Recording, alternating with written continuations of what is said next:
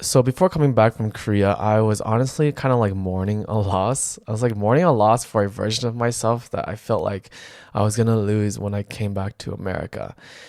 But when I came back to America, I think I entered this honeymoon phase because it was a lot more enjoyable than I was expecting initially. I was like reconnecting with my old friends, reconnecting with family members. I felt like a little mini celebrity coming back because everyone wanted to see how I was doing.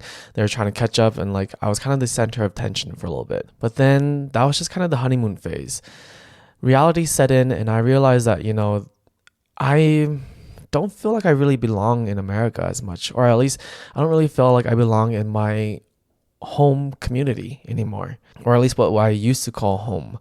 And I realized that I miss Korea a lot more than I was even expecting. I kind of mentioned this before in like older vlogs that every time we make a new transition or like into a new journey, we kind of have this hope that things are gonna look up for us, that it's gonna kind of give us a little bit more purpose in life. And even though I expected America not to be amazing because America's kind of been on a downward trajectory, but I still, it was America's still home for me, and so I still wanted to think the best of where I came from. But as I like continue to traverse these like the my older communities and build upon these newer communities, I realized that I kind of just felt alone. Um, People, they ask, how are you and how was Korea and stuff, but they're just there to listen to like the highlights. Like no one really cares about like your your entire like roller coaster of life there, like that. And also at the same time, how am I supposed to like summarize 6 years of life into like a 2 minute conversation with anyone?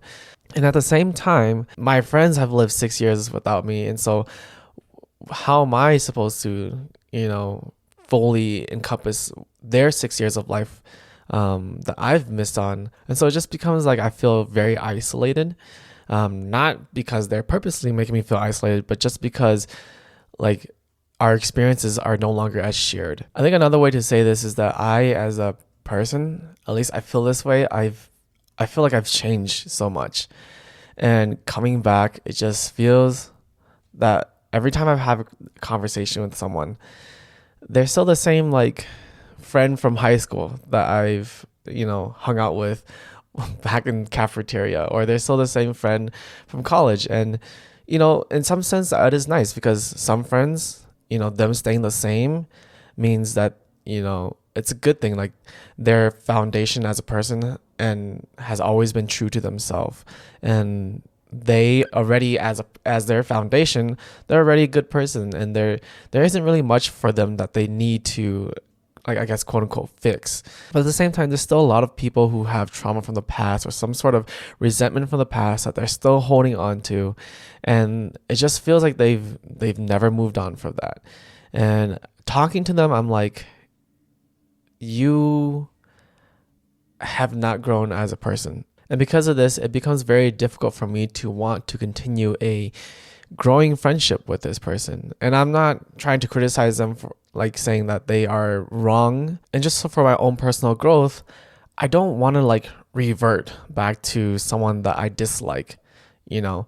And I'm not saying that they would be the reason, but the community that you surround yourself in can also very much influence how you are as a person. And it becomes a hard balance because I want to be this, like, I want to show the people that I care about, like, look how much I've grown, but also at the same time, I don't want to step on anyone's boundaries in terms of like being conceited or being like overly, I don't know the word, like being stuck up or something.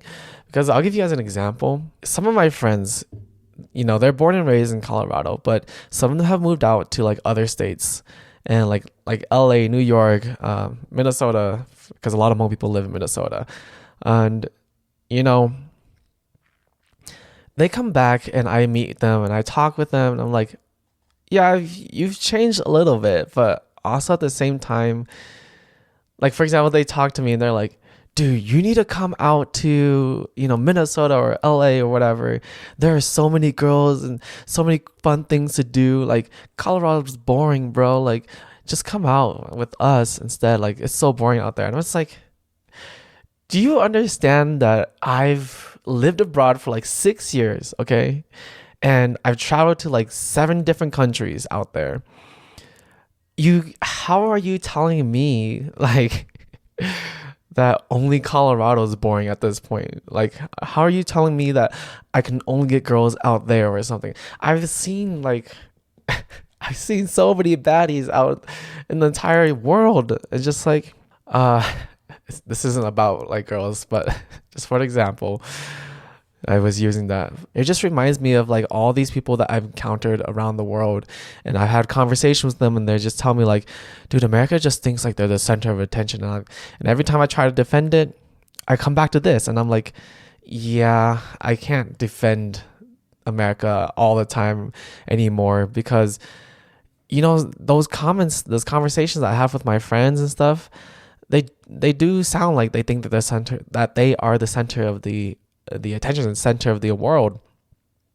But the reality is, like, I'm talking to my friends and stuff, and you do realize that we're just like small frogs in like a well. And if you guys, it's so hard to explain to you guys how vast the world is, especially when I've been out there for 6 years, 7 different countries, and I've experienced, I don't know how else to explain it, but it feels like coming back, I've experienced like 6 lifetimes out there. And I can see that when I talk to some of the friends here, they're still on that same chapter. They're still on that same, yeah, no other way to explain it other than that. They're still on that same chapter. And I've flipped through books now. And it becomes hard because, again, I try so hard not to be conceited with my friends, because I'll give another example. I don't want to be this type of person, right? I'm walking down on the streets of Tokyo, and I see these 2 foreigners. They're exchanging conversation. I don't really hear exactly what they're talking about, but foreigner A gives foreigner B something, like some sort of gift or whatever. And then foreigner B goes, "Oh, arigatou gozaimasu. Oh, sorry. I've just been speaking Japanese all day." And I was like, it's just, maybe that's why I'm starting YouTube again. I don't want to feel like I'm having this imposter syndrome, right? That like I didn't go out there for 6 years and I am someone different, because every time I've been running into it's not just confrontation in America, but like every time I have conversations or I try to listen to other people's point of views or like values or thoughts, I'm just like, I could be saying something right now, but at the same time, is it really my place?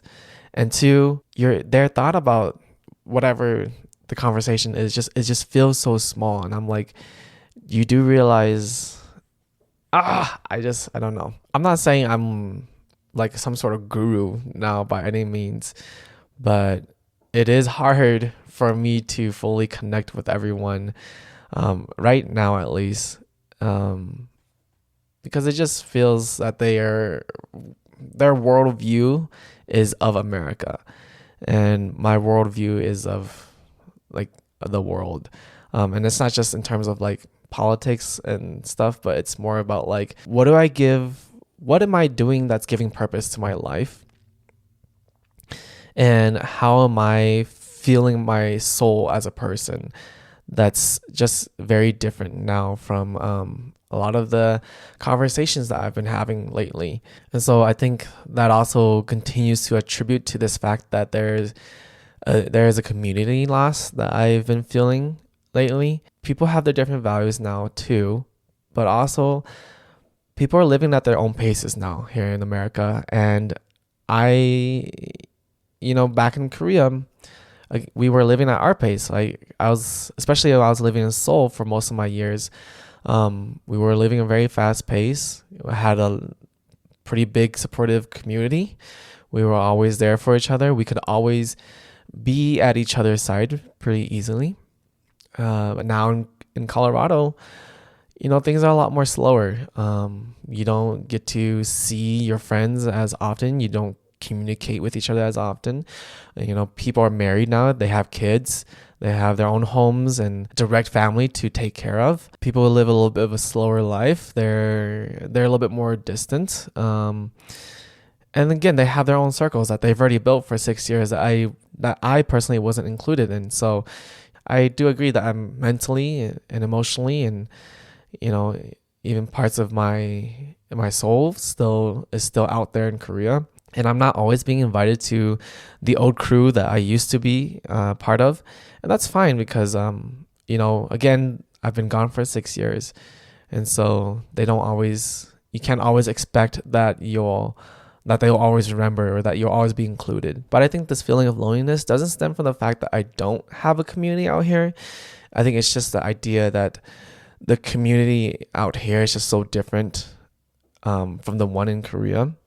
I think it's just maybe my values and morals have changed so much that it's hard to fully connect with the older community. And there's nothing wrong about, the older community. People are they grow at their own pace. Everyone's moving at their own rate.